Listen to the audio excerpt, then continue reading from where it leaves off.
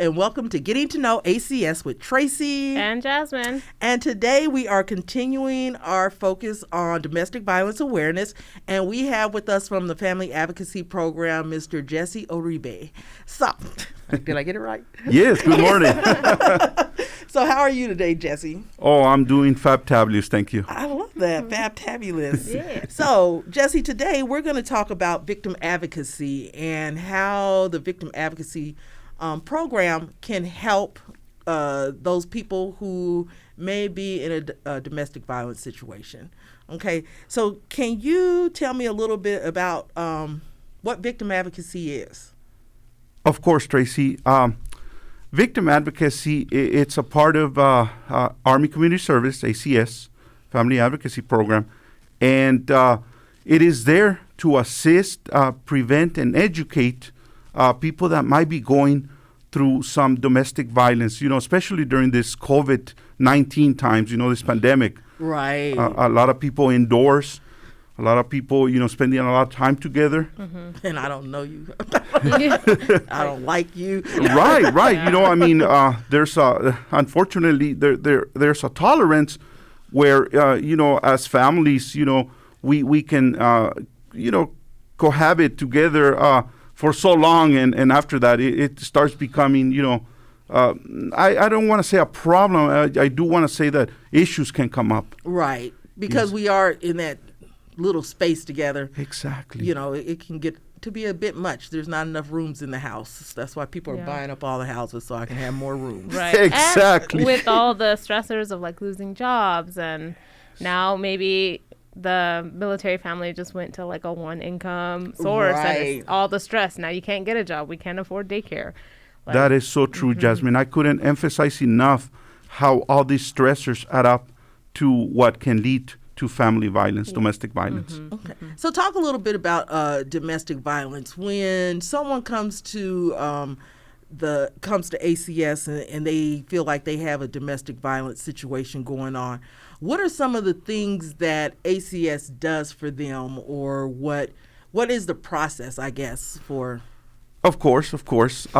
When we have somebody, making allegations and claiming domestic violence, family violence, we like to, whether it's a walk-in or it's an appointment, we like to sit with them one-on-one, listen to a little bit of the background, the story, what is it specifically going on. Some people may have just a few things going on. Others may have many things going on. Mm-hmm. So it's always good to get a little background, a little history, and then that leads up to what has gotten them to the office, to seeking the assistance. After we interview them, or actually, I would rather more call it a talk. Okay, a conversation. A conversation, thank you. Okay. And then we find out exactly where they're at and what are their needs, what their needs are. Okay. From there, we can proceed with some resources, and the thing is to guide them in the right direction. Okay, so to give them like a roadmap, kind of say to get where they need to go. Exactly. Okay. So when you're talking about domestic violence, and I just for our audience, is domestic violence always physical? Is that the only reason why somebody would come to ACS to get a victim advocate, or are there other situations where they would get a victim advocate? Not at all, Tracy. That's an excellent question. A lot of the times people think of domestic violence as just being physical. Right. Which at the end of the day, domestic violence does deal with power and control. Okay. Power and control. That's a big thing in domestic violence. But when we're talking about power and control, it entails many things. It entails, of course, yes, physical violence, emotional, psychological abuse, financial abuse. There are a wide array of things that deal with domestic violence, not just the physical part. Right. And so you touched on emotional. So can you give us like a snapshot of what emotional or psychological abuse would look like? Yes, of course. We work with a power and control wheel. Mm-hmm. And within that power and control wheel, you will find that a lot of the people that do the domestic violence, that are doing the power and control towards the victims, they tend to do, when we're talking about emotional and psychological, it's a lot of put downs, a lot of name calling, a lot of maybe even economical abuse. Okay. Not letting them be close to friends and family. Isolation. Isolation, exactly. That's one way they can control and do the emotional and psychological. A lot of the times we also find, Tracy and Jasmine, that these alleged, perpetrators also play mind games with the victims. They name calling, whether fat shaming or could be any other shaming, and making them believe that they are crazy. They say it so many times. Right. Anytime somebody, a victim, comes to them asking them for something or maybe getting clarification, they might say, "Oh, you're crazy." Oh, wow. Yeah. So there's planting that seed that, you know what, you don't really have it all together. Exactly. So it's like, I already told you what was going on, and even though they may not have told them, exactly, or when they come back and ask them, it's like, oh no, that's not what I said to you. Would that still fall under gaslighting? Yes. Okay. So yes, gaslighting. Yes. So very. And then so we've talked, on other episodes about the emotional, but one thing that we haven't really touched on is that financial abuse. So how does that financial abuse, or financial, I guess it's really financial control?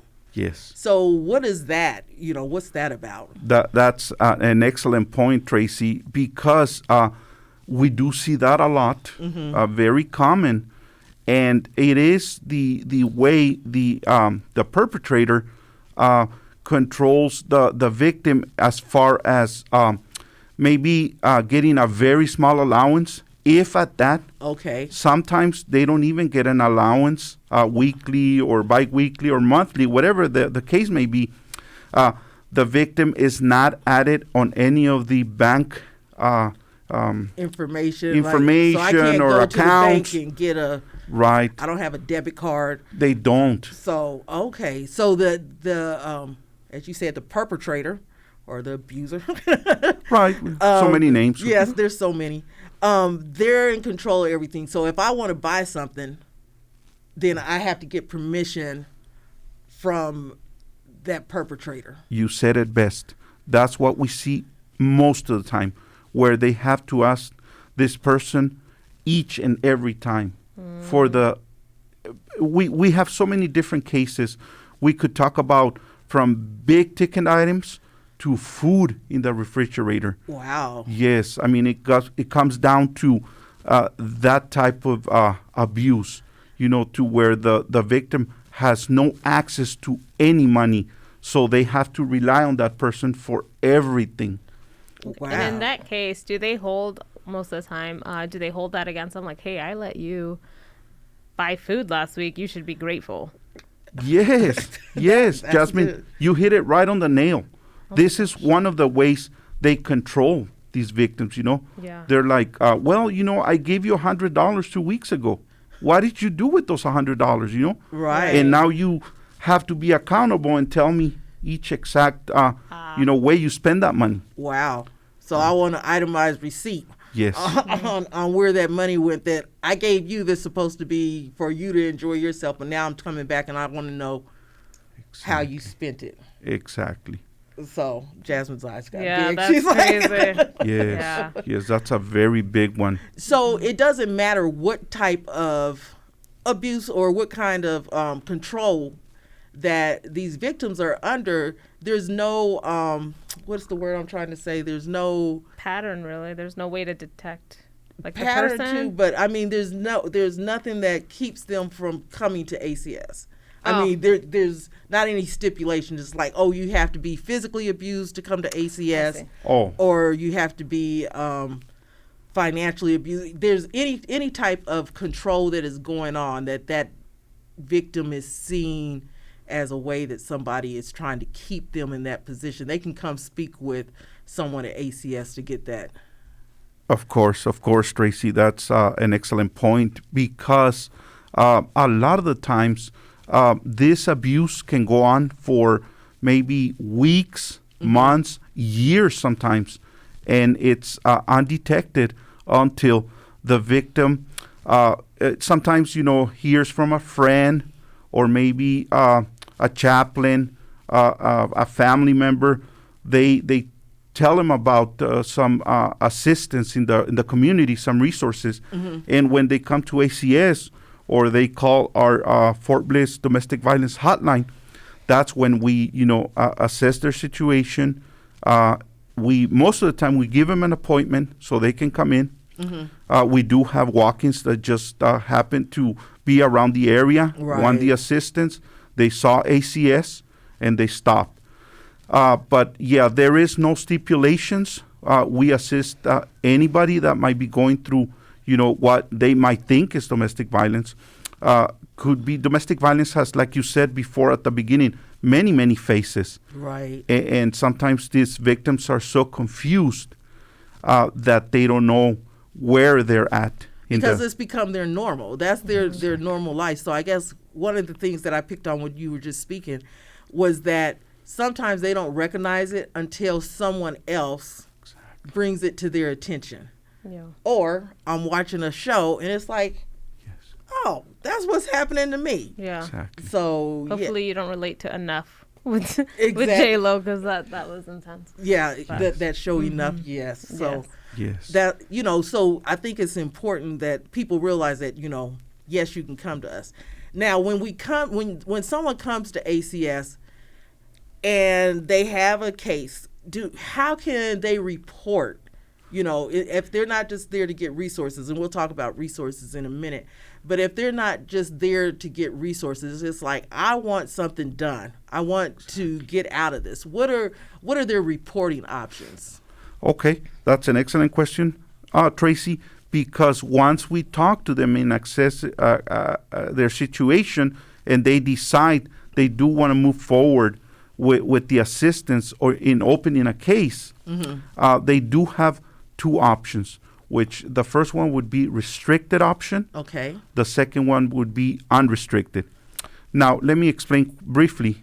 With restricted, they would get all the assistance with the exception of letting their significant other, their chain of command, the military police or any other law enforcement agency know about what's going on. Right. They kind of keep it, if you would say, on the down low. Okay, not on DL. Yes. Okay. Yes, and unrestricted, of course, would be the total opposite. We talk to their chain of command.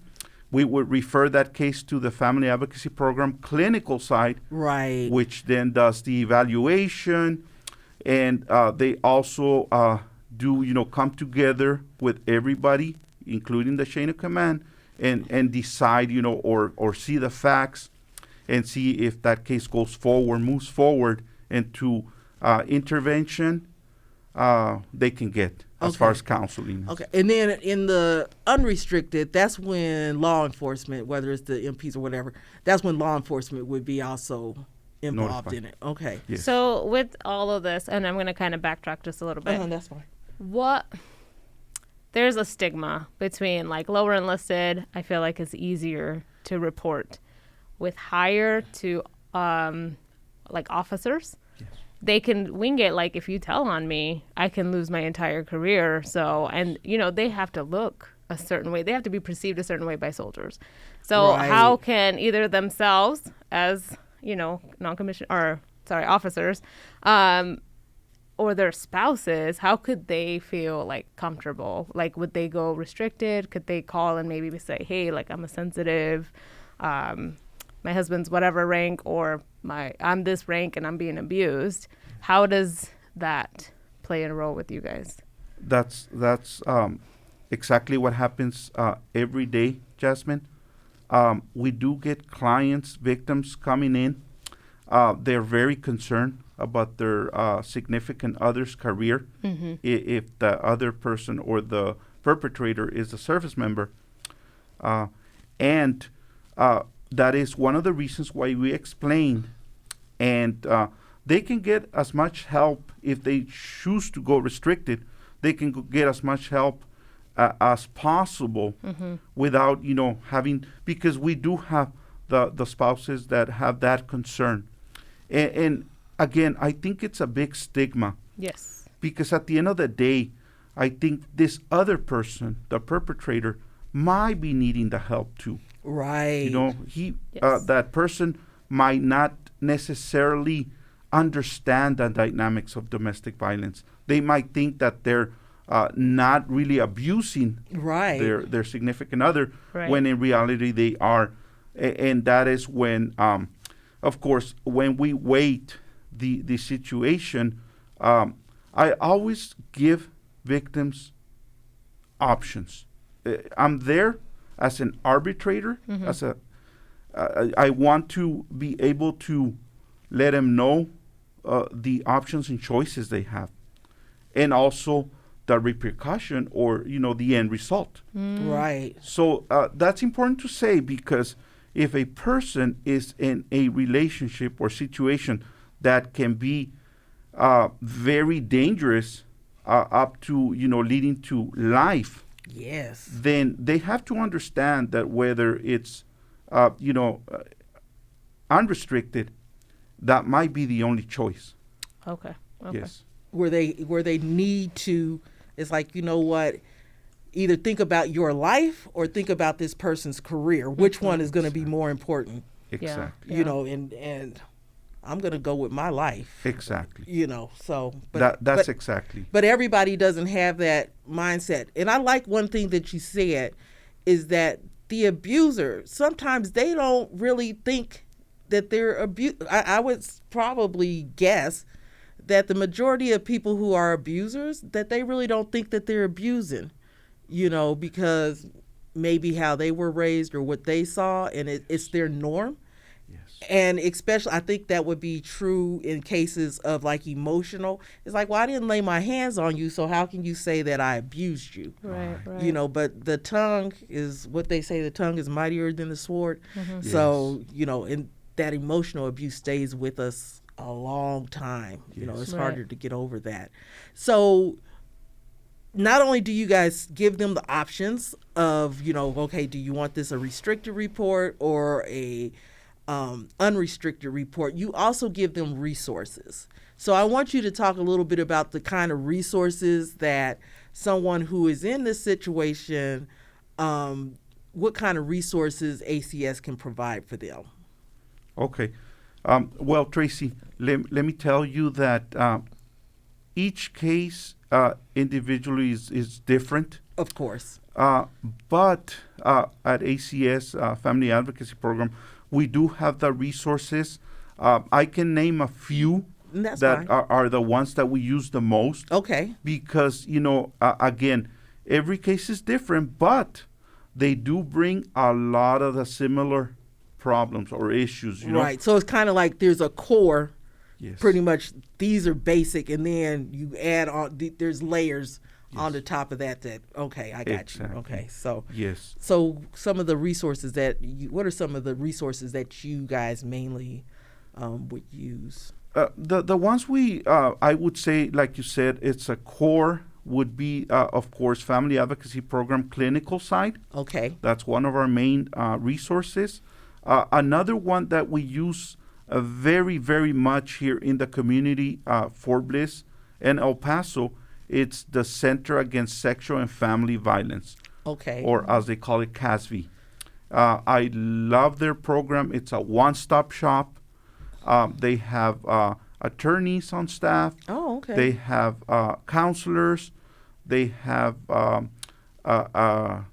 TLC or Transitional Living Center. Oh, okay. For the victims that might be needing to get away, their life might be in danger, and they really need a place to stay. They have all that. So again, the Center Against Sexual and Family Violence would be our second. Another one that comes to mind is the Child Crisis Center.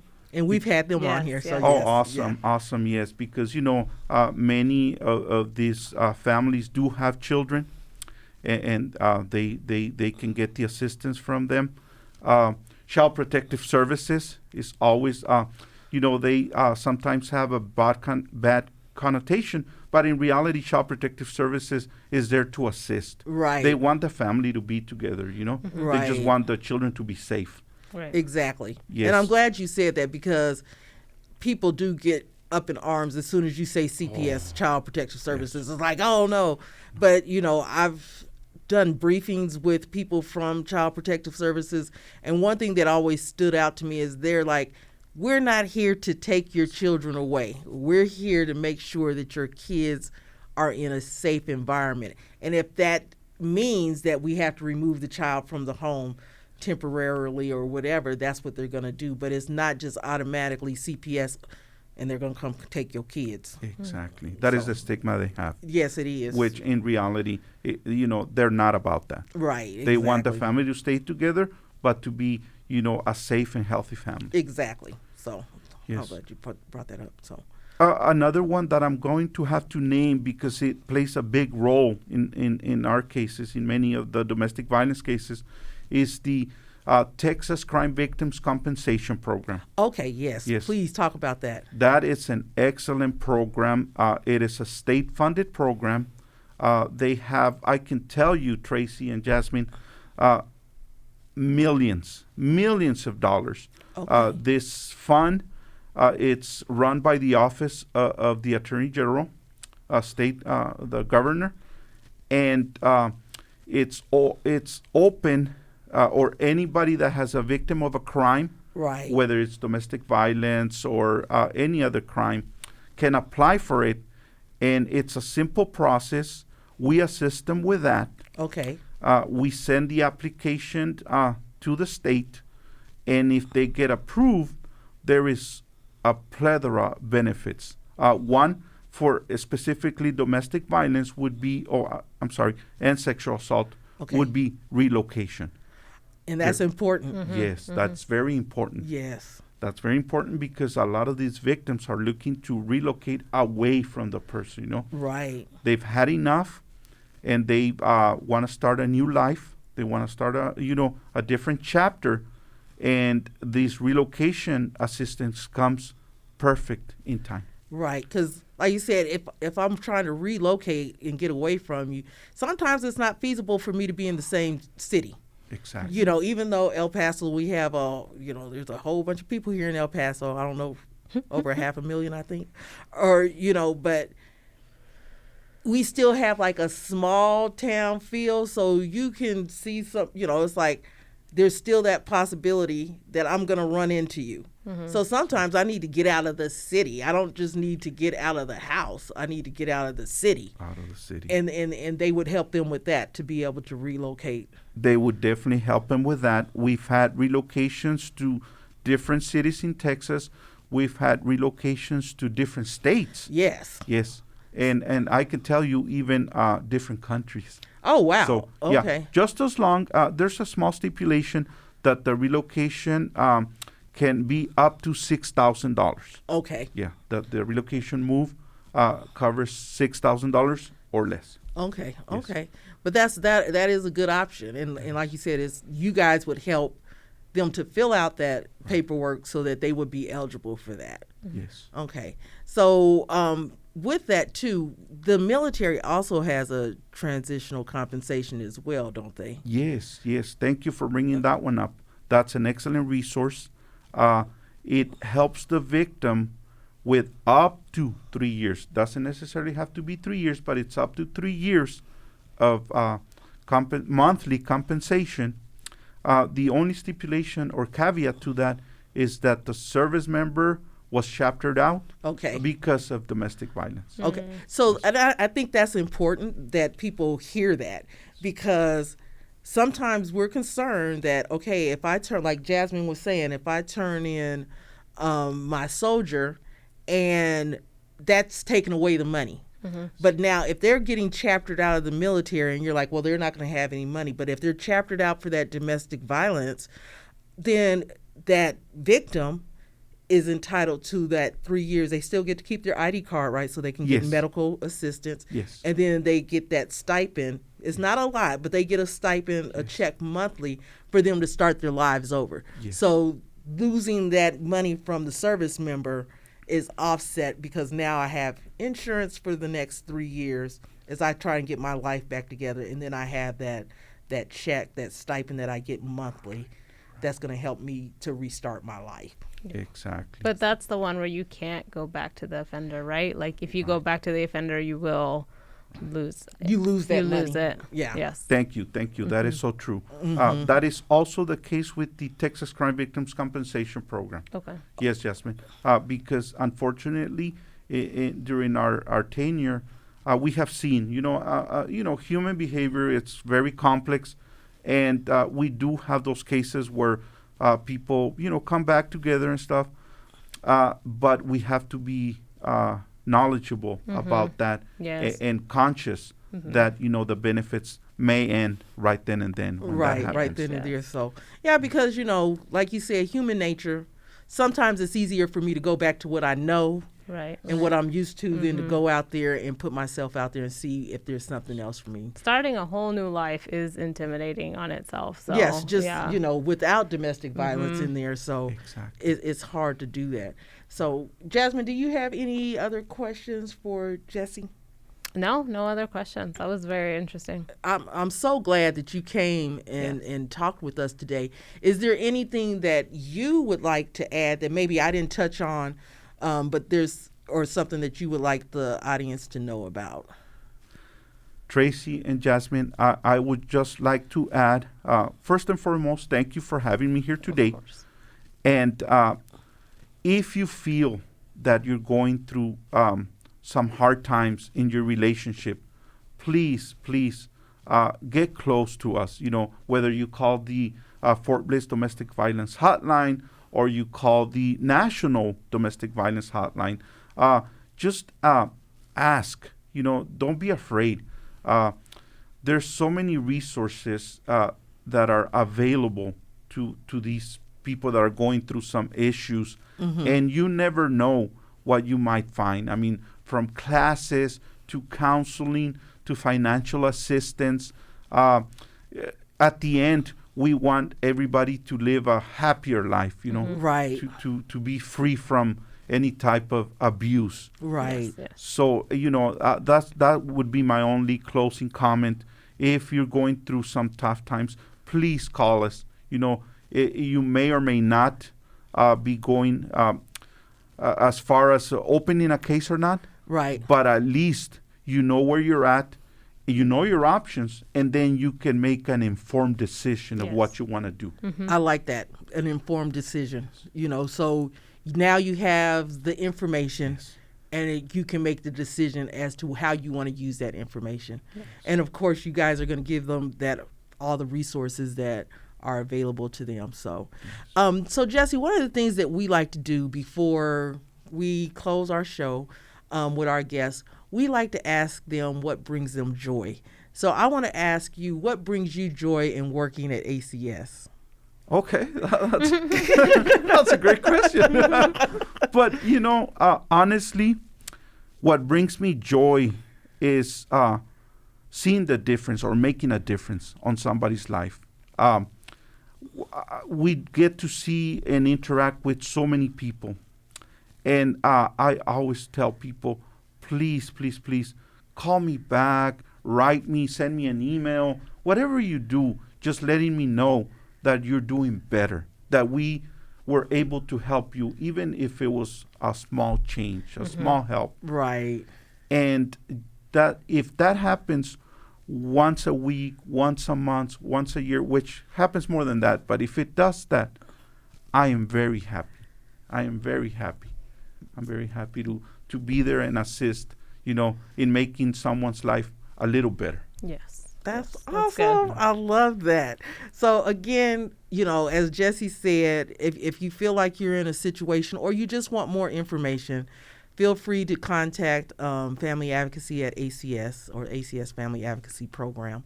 And again, thank you so much for joining us, and thank you for the information that you put out, because this is some important information. Yes. You know, a lot of times we're on here joking and stuff, but I think this is something that you were very informative, and you just gave lots of information and just put it out there. So we definitely appreciate that. So thank you so much for being with us today, Jesse. And with that being said, this is Getting to Know ACS with Tracy and Jasmine. Don't forget to subscribe and hit that bell. Bye. Bye.